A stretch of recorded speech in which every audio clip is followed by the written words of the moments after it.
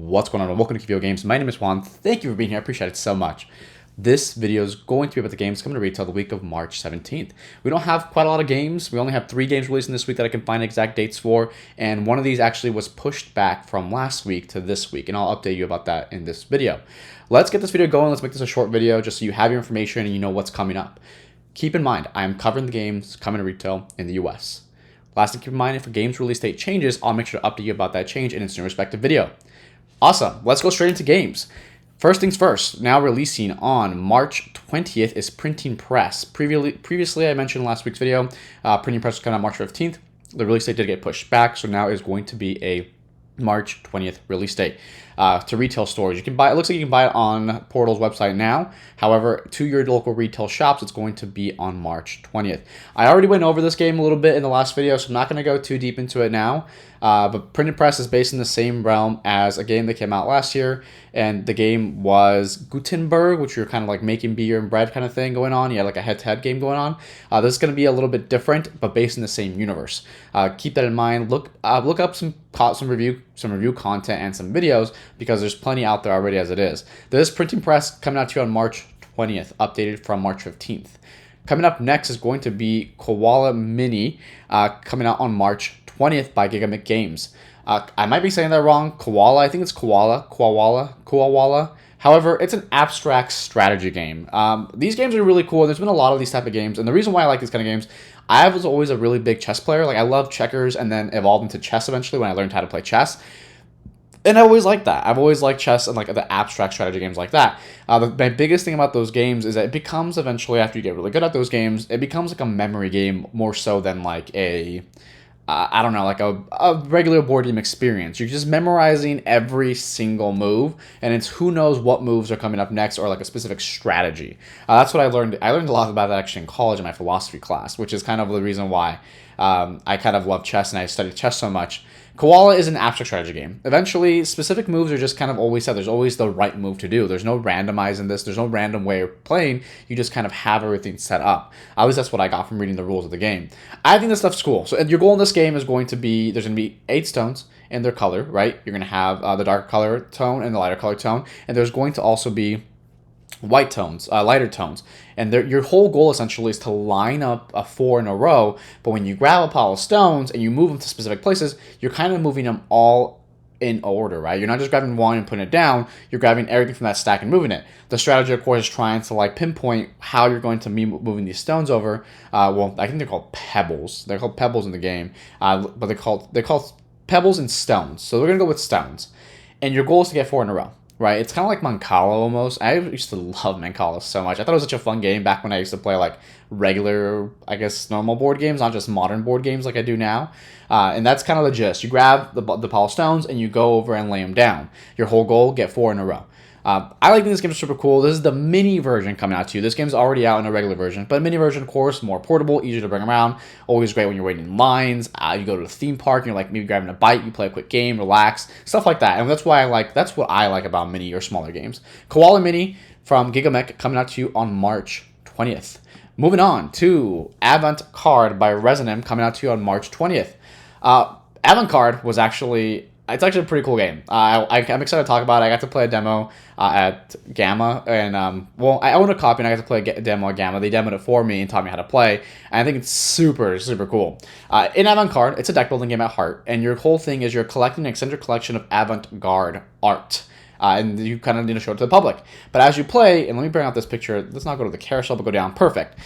You're going to have the cards in the center here, and each card, specific number, does a specific effect or an action. And of course, up here you have exactly what they do. Right above, like where the center of the card shop is, the card market, you're going to see exactly what each card does. And each card has a specific effect. So you're going to be buying up different cards depending on the amount of points you get. And as the game progresses, you can buy more expensive cards, and your whole goal is to equal out to a specific amount of points. In the game, you're going to be deck building, right? Buying the cards.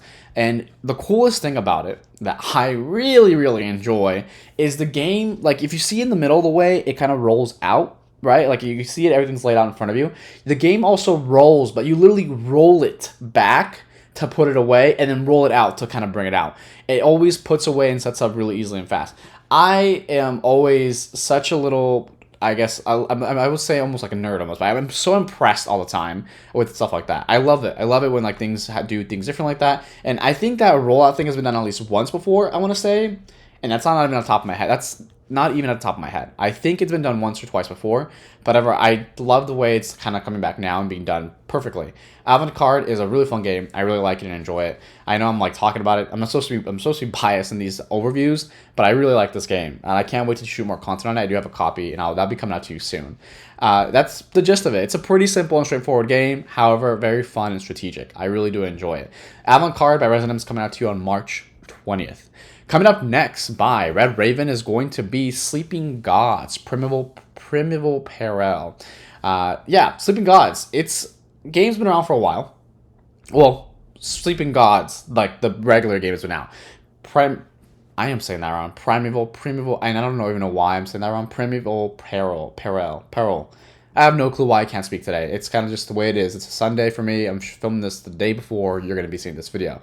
And I'm actually pretty ready to like start my day and play some games. So we're on Sleeping Gods by Ryan Lockett. Ryan Lockett has like a bunch of games, Above, Below, Near and Far. There's a couple other ones too, and I think I haven't got to play them unfortunately, but these games have gotten like so many great reviews. This game is a campaign style game, and it always has some really neat adventures in it.